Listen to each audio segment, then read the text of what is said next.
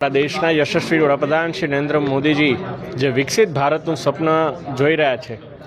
આજે વિકસિત ભારતનું સ્વપ્ન વિકસિત વડોદરાથી કઈ રીતે હોઈ શકે એનું પ્રતિબિંબ આજે વડોદરા રેલવે સ્ટેશન ખાતે જોવા મળ્યું છે।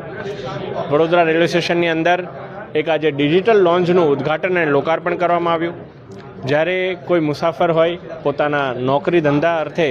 તેઓ ટ્રાવેલ કરી રહ્યા હોય, ટ્રાવેલ કરવા સમયે એમને 2 મિનિટ આરામ કરવો હોય, એમને મીટિંગ કોઈ અર્જન્ટ અટેન્ડ કરવાની હોય કે લેપટોપની અંદર એમને કામ કરવું હોય, ત્યારે જે પ્રકારે એરપોર્ટની અંદર આપે સુવિધા જોઈ રહ્યા છો, એવી જ સુવિધા અહીંયા વીવીઆઈપી લોન્જ જેવી ડિજિટલ લોન્જની અંદર આ સુવિધા છે। અને આ લોન્જની અંદર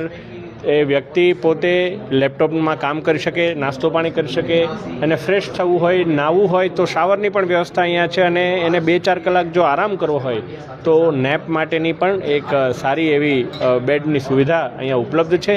આજે ભારતની અંદર બીજી આવી સુવિધાને ગુજરાતની પહેલી એવી સુવિધા વડોદરા રેલવે સ્ટેશન માટે